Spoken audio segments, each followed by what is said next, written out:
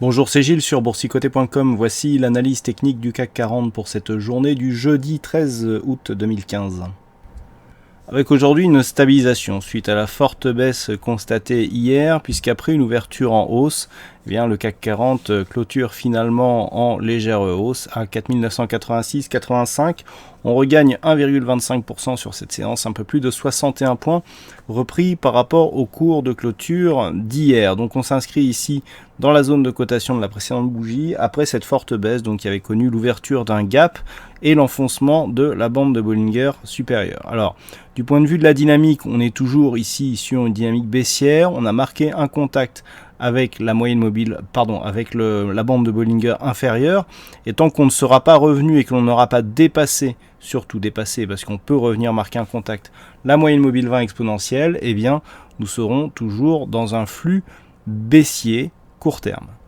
Du point de vue des indicateurs, nous sommes toujours dans un mouvement baissier. On voit ici le RSI qui a bien cassé sa dynamique ici de hausse et qui confirme, il se neutralise légèrement aujourd'hui. Le stochastique était parti hier sur un mouvement baissier, eh bien il continue avec une grosse amplitude. Le MACD confirme et du point de vue des volumes, ça va à peu près dans le même sens puisque nous avons des volumes inférieurs à la moyenne et surtout inférieurs aux deux précédentes séances qui elles étaient baissières. Donc on a une domination des volumes sur les séances baissières alors que sur le rebond technique du jour on a eu des volumes inférieurs. Donc la configuration reste baissière, c'est confirmé donc sur les indicateurs et d'un point de vue chartiste. Si on trace les retracements de Fibonacci sur la tendance directe, voilà ce que nous avons. Nous avons donc des cours qui sont venus marquer ici un point bas et sur le rebond on est toujours sur un retracement à 38,2% de Fibonacci. Donc un mouvement qui ne consolide qu'à 38,2%, c'est un mouvement dynamique mais qui va toujours dans le sens de la tendance principale. Et puis regardez la zone 50-61-8 qui englobe le gap ici que nous avons. Donc ça sera important dans l'éventualité d'un rebond prochain. Si on casse vraiment avec force cette zone des 5018 ici, le retracement à 38,2, l'objectif c'est la zone 50-61-8. La zone 50-61-8, c'est ce gap que nous avons ici.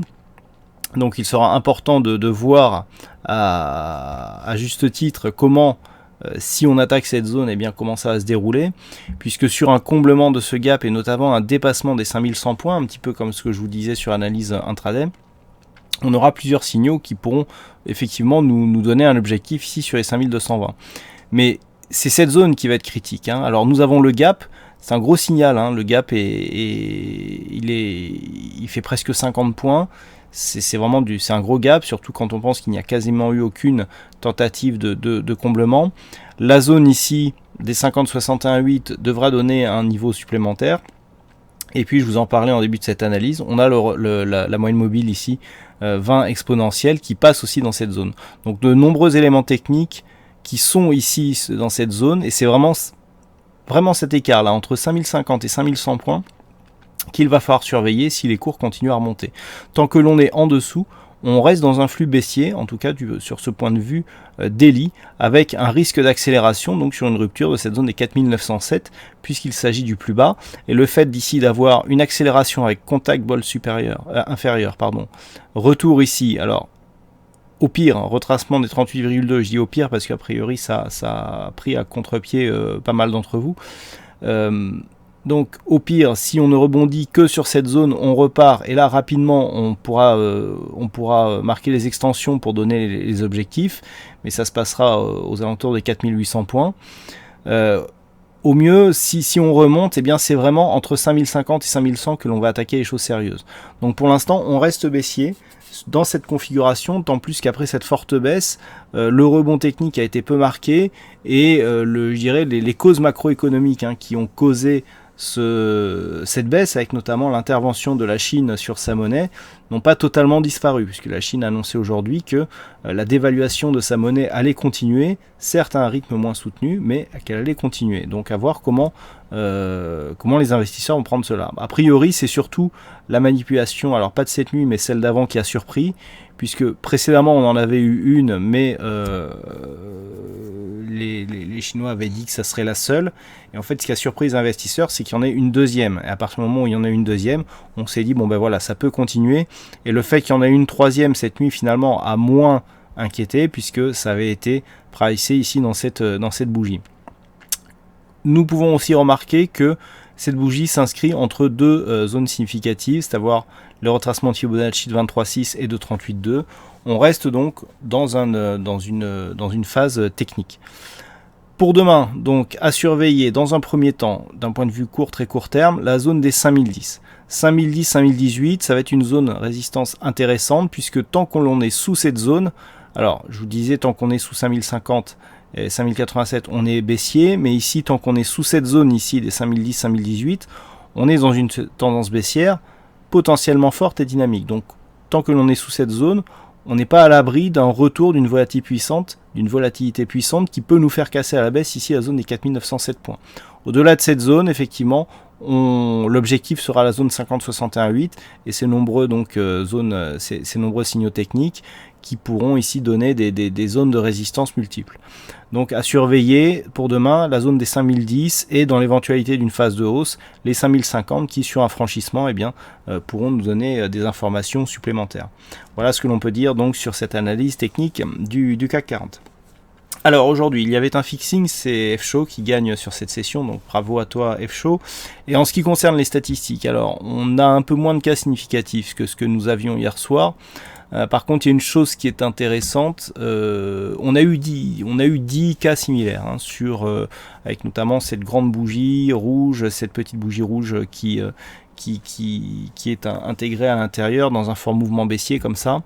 On a eu 10 cas similaires, et sur les 10 cas similaires, alors je dis bien à partir du niveau d'ouverture, c'est-à-dire que là, on considère que même si, pour celle du jour, on considère que même si la bougie ici est haussière du sens de la clôture, par rapport au niveau d'ouverture, on est bien baissier, donc la stat du jour a été respectée, même si avec 53% de mémoire. Pour demain, les choses sont différentes. On n'a eu que 10 cas significatifs dans les 15 dernières années. Par contre, pour 9 cas sur 10, la bougie a été baissière à partir du niveau d'ouverture. Donc 9 probabilités sur 10 d'avoir une bougie rouge encore demain. Donc tout dépendra du niveau d'ouverture. Et puis à plusieurs jours, les statistiques sont plutôt baissières aussi, donc les chiffres complets vous seront dévoilés après la clôture de Wall Street, dans l'analyse de la nuit, l'analyse écrite, mais on est aussi sur une bonne conviction baissière, donc on le voit d'un point de vue je dirais statistique, on a une confirmation, je dirais, de la configuration technique, même si sur cette bougie ici on aurait pu considérer qu'on a un harami. Alors j'en ai pas parlé tout simplement parce que le harami est une faible figure de retournement et que je dirais que c'est le seul élément qui pourrait nous emmener vers une phase de hausse. Pour confirmer ce harami, il faudra avoir une bougie fortement haussière d'une amplitude similaire à celle-ci, mais d'une couleur différente, à savoir verte. Donc on viendrait ici combler le gap, par exemple si on ouvre sur les mêmes niveaux que la clôture du jour. Et voilà, donc ça paraît peu probable, on ne sait jamais, rien n'est impossible en bourse, mais comme c'était le seul élément, que le harami, qui plus est avec une bougie rouge qui suit une bougie rouge, que le harami est une bougie de retournement assez faible, bon, j'en ai pas parlé dans l'analyse, certes il existe, mais il est peu probable qu'il soit respecté, d'autant plus que les statistiques vont dans ce sens. Voilà donc pour cette analyse technique du CAC 40, je vous souhaite à toutes et à tous une bonne soirée, bonne chance dans vos prochains trades, et on se retrouve donc dès demain pour d'autres analyses techniques sur le site boursicoté.com.